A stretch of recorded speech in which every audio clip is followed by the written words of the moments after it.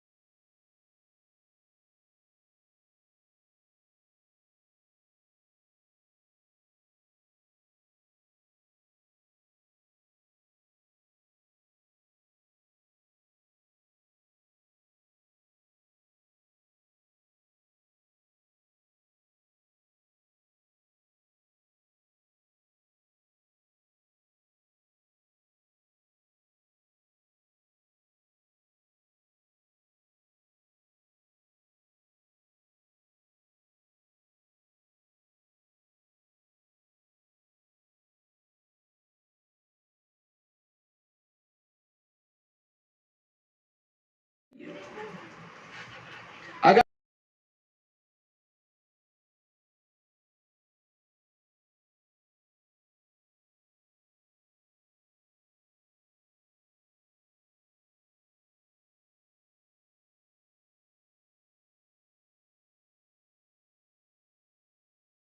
आगे तुम क्या करना,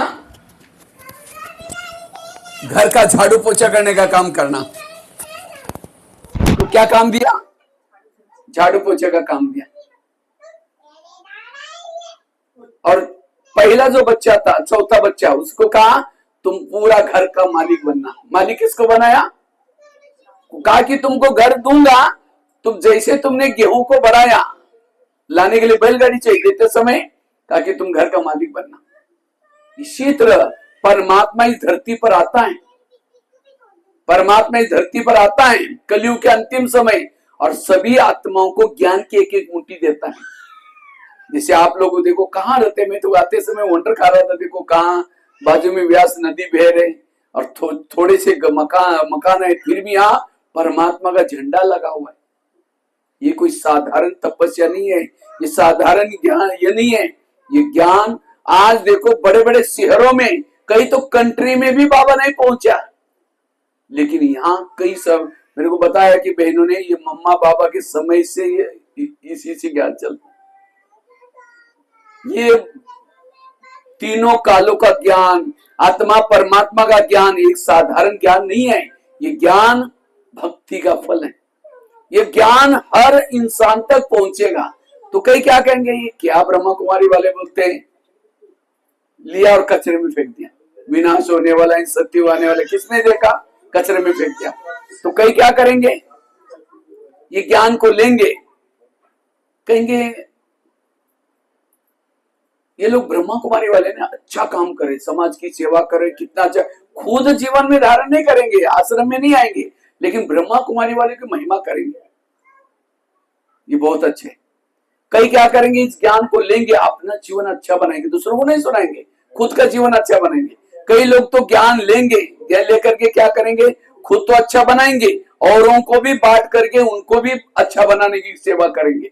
जो इस ज्ञान को लेकर कचरे में फेंक देते हैं वो कलयुग में आते। जिन्होंने कहा ये ब्रह्मा कुमारी वाले अच्छा काम करें, भावना अच्छी है, भावना वाले लोग दोपहर में आते।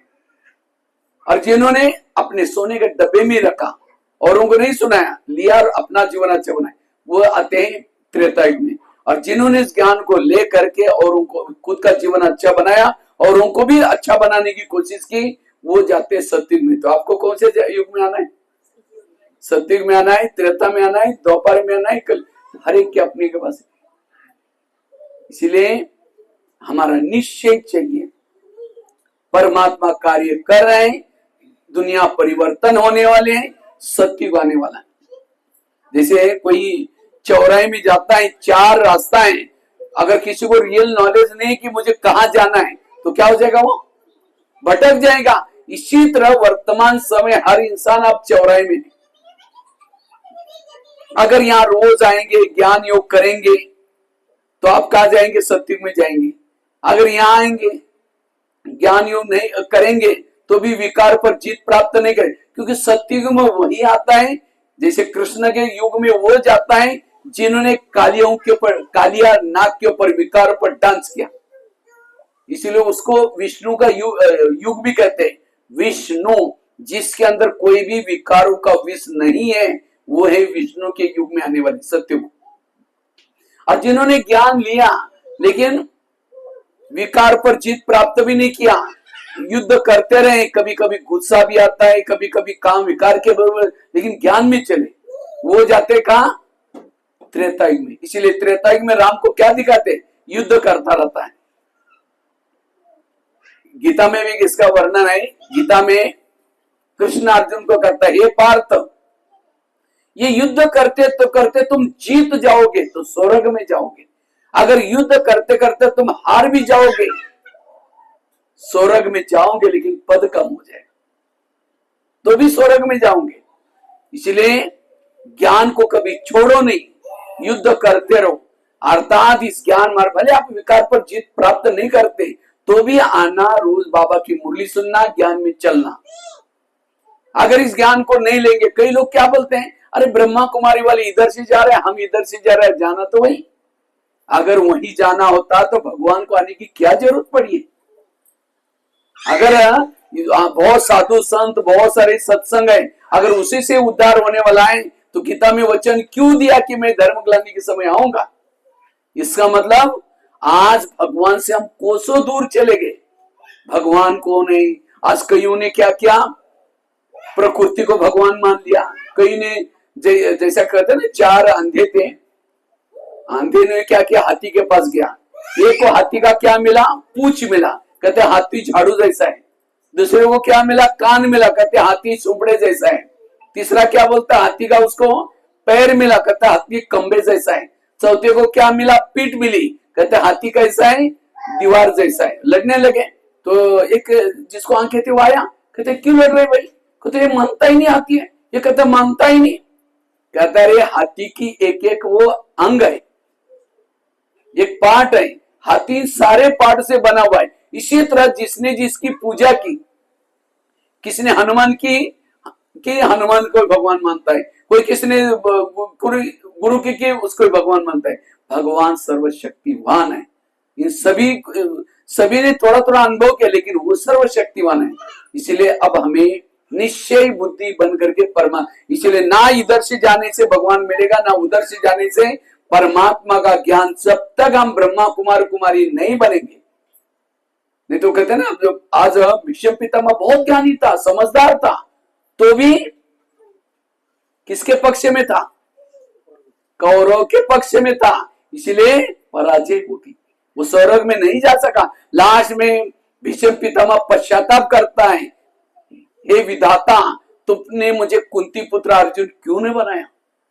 हे पवन, तुमको भी थोड़ी मेरे पर दया नहीं आई? वो गीता के 2 महावाक्य तो मुझे मेरे कान पे आते। आज कई लोगों को पश्चाताप होगा, रे ब्रह्मा कुमारी का सेंटर यही था, ये लोग रोज ज्ञान सुनते थे। इसलिए एक परमात्मा के ज्ञान सुनने के बिना भक्ति से हमारा भक्ति का फल ज्ञान मिलता है। जो हमने भक्ति करते हैं उसका फल ज्ञान मिलता है। इसीलिए अब हमें निश्चय चाहिए, सचमुच परमात्मा अपना कार्य कर रहे हैं। इसलिए गीता में भी कहा है, जब धर्म ग्लानि होगी तब मैं आऊंगा, लेकिन जब मैं आऊंगा मुझे पहचानने वाले कोटों में कोई क्यों साधारण तन में आता है, ब्रह्मा के तन में आता है। इसीलिए अब हमें उसको पहचानना है। लेकिन कई क्या करते हैं, परमात्मा के श्रीमत का अर्थ का अनर्थ करते हैं। जैसे बता ना अभी भक्ति मार्ग में क्या क्या, उपवास करो तो क्या क्या, मतलब नजदीक वास बना रहना भगवान के पास। तो इसी तरह कभी कभी हम ज्ञान का क्या करता है, अर्थ का अनर्थ करते। एक भाई ज्ञान में चलता था, एक बार होटल में गया, समोसा मंगा 1 किलो, तो समोसा मंगा करके मैदे का छिलका ऊपर का फेंकता और मसाला खाता है। तो मैनेजर ने बोला तुम मैदा पसंद नहीं करते? कहता पसंद तो करता हूँ, लेकिन आजकल मैं ब्रह्मा कुमारी आश्रम में जाता हूँ, उन्होंने कहा कि बाहर का नहीं खाना, इसलिए बाहर का निकाल करके मैं अंदर का खा रहा हूँ। बाहर का न खाना मतलब दूसरे का हाथ का बना हुआ न खाना। इसलिए होटल पर बोर्ड क्या लिखा है, होटल, हो सके तो यहां से टल, सिनेमा पाप की मां। तो कभी कभी हम ज्ञान को क्या करते हैं, उल्टा कर लेते हैं। एक दुकान व्यापारी था, सेठ जी थे, उनका दुकान सामने था और सामने ही मकान था, बीच में रोड था। तो सेठ जी एक बार बीमार पड़ा, तो सेठ जी ने अपने बेटे को बुला करके कहा कि बेटा मैं बहुत बीमार हूं, मैं तुम्हें मरते मरते 3 बातें सुनाता हूं, तुम हमेशा छाव में जाना और छाव में आना। दूसरी बात सुनाई, तुम मीठा खाना और मीठा खिलाना। तीसरी बात सुनाई, तुम देते रहना, किसी कुछ भी लेना नहीं है। 3 बातें सुनाई। पहली बताई छाव में जाना और छाव में आना। दूसरी बात सुनाई मीठा खाना और मीठा खिलाना। तीसरी बात सुनाई देते रहना, किसी कुछ भी लेना। अब 3 बातें सुना करके वो बीमार था, सीढ़ी छोड़ के चला गया। तो बेटे को कुछ समय के बाद याद आया, पिताजी मुझे 3 बातें सुनाई सेठ जी बनने के लिए। क्या? पहली छाव में जाना और छाव में। तो सामने दुकान था, सामने मकान था, बीच में रोड था, तो छाव में जाने के लिए टीन का सेट डाल दिया, पतरा डाल दिया। रोज छाव में जाता है और छाव में आता है। कोई भी घर में आता है कि हमेशा मिठाई बना करके खिलाता है, खुद भी खाता है, दूसरों को भी खिलाता है। कोई भी घर में आता है, किसको टेबल देता है, किसको चेयर देता है, क्योंकि पिताजी ने क्या कहा था, देते रहना, किसी कुछ भी लेना। अब कुछ साल के बाद क्या हो गया, मीठा खाने से शुगर पेशेंट हो बन गया, और मीठा खा बनाने के लिए पैसा भी चाहिए। और छाव में जाने से क्या करता है, कभी भी 12-1 बजे हमेशा तो छाव तो रहेगी, कभी भी जाता है दुकान में। अब कभी भी जाने से दुकान में आने वाले ग्राहक बंद हो गए, अब दुकान तो बंद है। और देते रहने से उसके घर में जो कमाया था, जो भी कुछ चेयर कुछ सारा सामान खत्म हो गया, देते रहने से घर खाली हो गया। तो एक दिन उसको लगता है पिताजी ने मुझे धोखा दिया, कहा कि तुम सेठ जी बनेगा, मैं तो सेठ जी तो बना ही नहीं। तो अपने दोस्त के पास गया करके कहता है, अरे पिताजी मुझे धोखा दिया, मुझे कुछ पैसा चाहिए। उसने कहा क्या धोखा दिया? कहता है छाव में जाओ, मीठे खाओ, देते रहो, तुम सेठ जी बनेगा। बोले तुमने क्या किया? मैंने टीन का सेट डाल दिया छाव में जाने आने के लिए, मिठाई भी खा देते रहा। तो कहा रे तुमको तो पिताजी ने बहुत अच्छी बातें बताई। पिताजी ने ये कहा था कि छाव में जाना और छाव में आना, जिसे हम सेठ जी बनेगा, अर्थात दिन उगने से पहले दुकान में जाना। दिन उगने से पहले क्या होते हैं? छाया रहती हैं। तो पिताजी का भाव यह था कि दिन निकलने से पहले दुकान में जाना और छाव में आना, अर्थात दिन जब डूब जाएगा तब शटर बंद करके दुकान बंद करके वापिस आना, सारा दिन दुकान खोल के रखना। कितनी अच्छी बात बताई। अगर वो करता तो क्या बन जाता? तो उसके बजाय उसने क्या किया, टीन का सेट डाल दिया, छाव में गया और छाव में आया।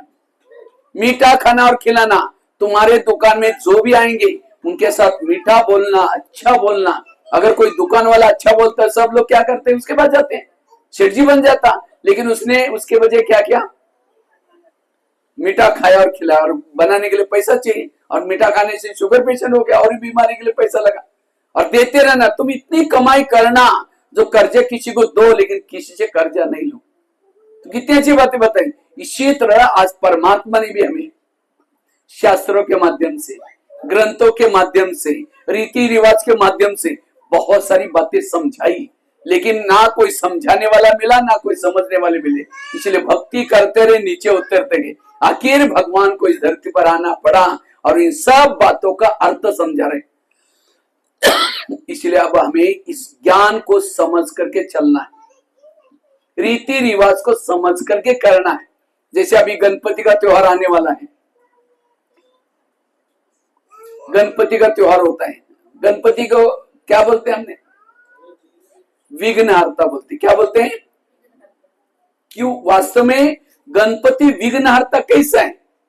क्योंकि गणपति का एक एक अंग हमें विघ्न, जीवन के विघ्न हारने की प्रेरणा देता है। गणपति का पेट बड़ा दिखाते हैं, पेट बड़ा अर्थात कोई कुछ भी कहता है उसको पेट में संभालो, इधर उधर नहीं फैलाओ। लेकिन आज के व्यक्ति को पेट में समाने के बजाय 10 जगह पर बोलता है, 10 जगह पर कहेगा उसने मुझे ऐसा बोला, ऐसा बोला, विघ्न और ही बढ़ते हैं। गणपति को हाथी का सिर दिखाते, हाथी का सिर कहते हैं। हाथी हमेशा क्या करता है? हमेशा कान हिलाता रहता है। क्यों? हाथी के कान में अगर चींटी भी गई तो क्या होता है?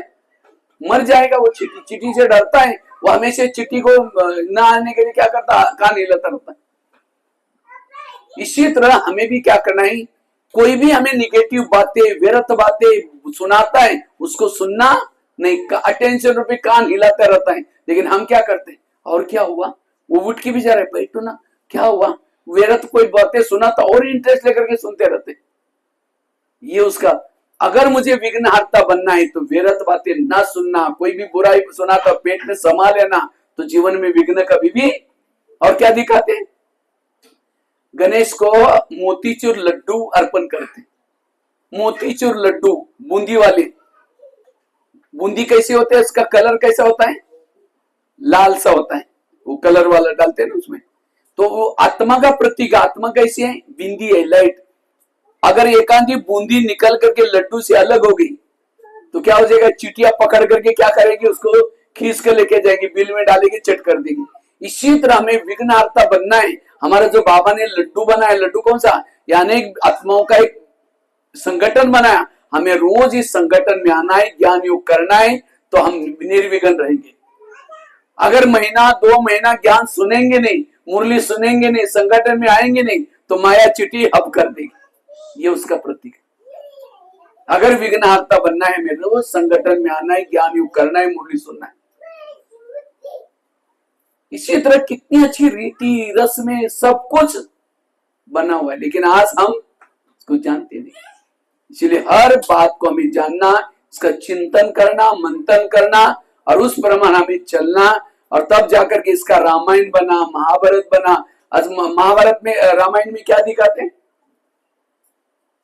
राम राजा था और उसकी सीता, तो सीता को क्या क्या कौन लेके गया? उसको रावण लेके गया। क्यों लेके गया? सीता को पहले कहां रखा था? अशोक वाटिका में रखा था, लेकिन वहां रावण आया। रावण ने क्या किया? सीता क्या किया? एक हिरण देखा। किसका? मृग हिरण, सोने वाला। और उसको देख करके राम को कहा कि आपको जाकर के मुझे वो हिरण चाहिए। अब लेने के लिए गया, अब देख कुछ आवाज किया तो क्या किया? लक्ष्मण भी गया, लेकिन लक्ष्मण जाने से पहले क्या किया? रेखा डाल के गया और कहा कि भाभी आप ऐसे बाहर नहीं जाना, बाकी हम सब देख लेंगे। तो क्या होता है? रावण उसको पहले तो क्या किया? उसने रावण के रूप में आया, लेकिन देखा कि रेखा ही थी। उसने क्या किया? अपना रूप बदला और कहा कि तुम अंदर आओ। कहा कि मैं अंदर नहीं आ सकता, मैं नहीं जा रहा। उसको लगा कि श्रीमत में मनमत मिक्स किया, ये साधु है, इसको भिक्षा नहीं देंगे तो श्राप देगा, नाराज हो जाएगा, इसलिए क्या क्या तुमको देना, मैं जा रहा हूं। तो उसको लगा, वो बाहर गई, उठा के लेके गया। तो वास्तव में परमात्मा राम, हम उसकी सभी सीताएं, सतयुग त्रेतायुग क्या है? अशोक वाटिका, जहां कोई दुख नहीं, अशांति नहीं, हम आत्माओं को वहां परमात्मा ने रखा था। और कुछ हमें नियम संयम बता के भी रखा था। ध्येयाभिमान में नहीं आना, काम के विकार, क्रोध के विषय विकार में नहीं आना, समुद्र के मोह में नहीं आना। लेकिन हमने क्या किया? सतयुग त्रेता का तो आनंद लिया, लेकिन द्वापर में हम उस विकारों के मृग रस में इसमें फंस गए, और जो नियम परमात्मा ने दिया उसकी रेखा को उल्लंघन किया। और रावण क्या किया? हमको उठा के लेके आया और कहां रखा? शोक वाटिका। दुनिया क्या है? शोक वाटिका है। अब दुनिया शोक वाटिका है। आखिर हम द्वापर से लेकर के राम को पुकारते रहे, मंदिर में गए, कहीं गए, क्या क्या हुआ, आखिर तो थक गए। थक करके क्या किया? बैठ गए। आखिर परमात्मा राम इस धरती पर आता है, कलयुग के अंतिम समय संगम युग में आता है, और उसने क्या किया? बंदरों की सेना ली। बंदर मतलब कौन? तो आज हम लोग भी कैसे थे? ज्ञान के पहले विकारी थे, बंदर थे। तो ऐसे लोगों को निमित्त बना करके क्या करता है? जगह जगह पर जाकर के ईश्वरीय संदेश देता है। जिसको दिखाई कि हनुमान लंका में गया और अंगूठी दिखाई, जो सतयुग त्रेता वाली आत्माएं वो पहचान लेती हैं। और उसके बाद सीता ने क्या किया? अग्नि परीक्षा ली, योग अग्नि, और उसके अंदर पावन बन गए। फिर लंका चल गई और सभी सीताओं को राम क्या करता है? अशोक। ये देखो रामायण बन गया, महाभारत बन गया। इसलिए वर्तमान समय हमें कौन से 3 प्रकार की सेना तैयार है धरती पर? कौन सी? कौरव, पांडव और यादव। तो आपको कौन सी सेना में भर्ती होना है? तीनों में से कौन से भी जाएंगे?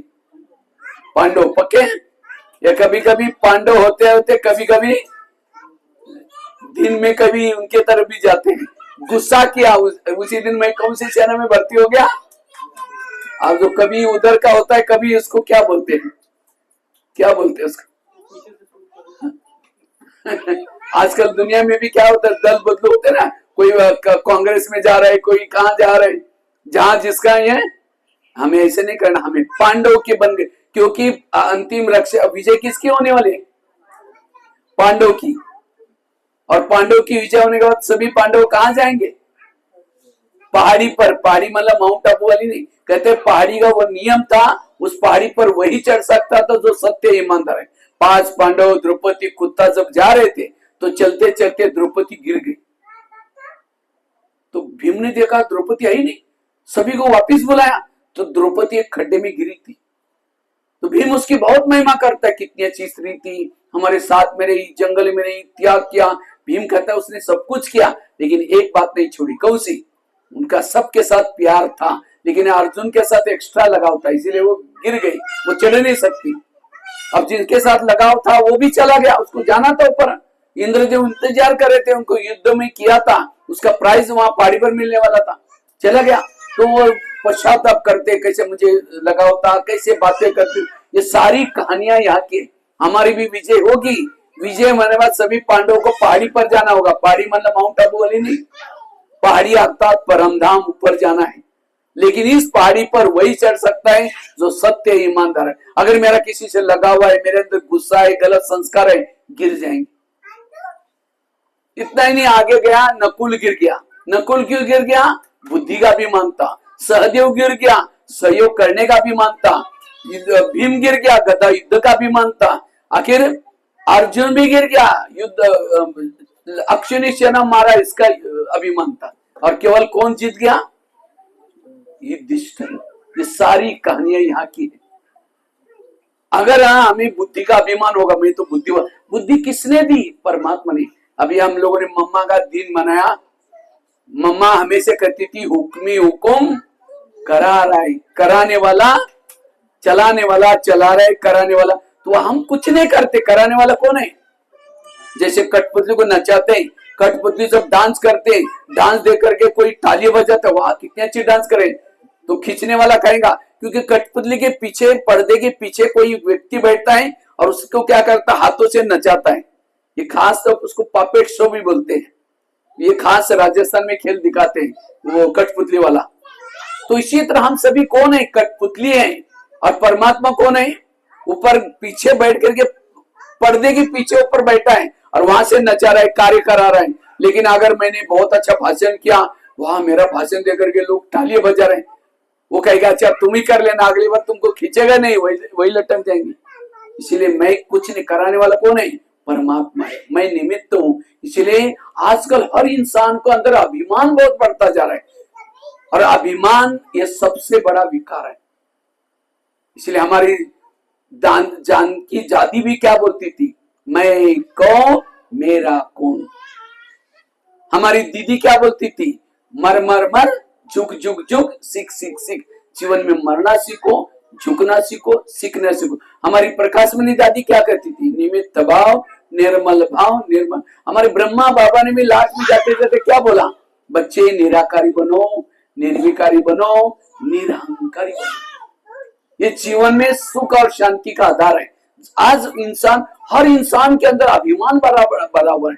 जैसे स्कूल में जिसकी होशियार होता है उसको अभिमान आता है। इसीलिए हमें कभी भी अभिमान नहीं करना है। एक लास्ट की बात सुना करके मैं पूरा करता हूं। जैसे पांडव विजय होने वाले थे, पांडव, कौरव पांडव के युद्ध हो रहा था। युद्ध होते समय क्या होता है? एक बारबरिक को पता चला। बारबरिक कौन पता ना? बारबरिक कौन था? पांडव का पोत्र नहीं था, भीम का पोत्र था। भीम का पोत्र था, घटोत्कच का बच्चा हुआ था। उसको भी पता चला युद्ध होने वाला है।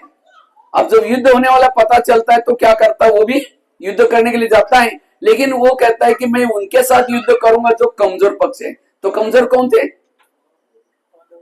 पांडव कमजोर का, कृष्ण उनके साथ था। कौरव कमजोर थे। तब उनको पता चला कमजोर, क्योंकि उनको एक देवी का वरदान था, अगर जो कमजोर पक्ष के साथ लड़ेगा तो उसकी ताकत बढ़ेगी, 1000 गुना ताकत बढ़ेगी। तो ना वो तो जाता है युद्ध करने के लिए। तो कृष्ण को पता चलो युद्ध करने के लिए आ रहे हैं, अगर वो आएगा तो क्या हो जाएगा? ना कौरव जीतेंगे ना पांडव जीतेंगे। तो क्या करता है कृष्ण? एक अपना रूप बदल करके एक पेड़ के नीचे बैठता है तपस्या करते हुए।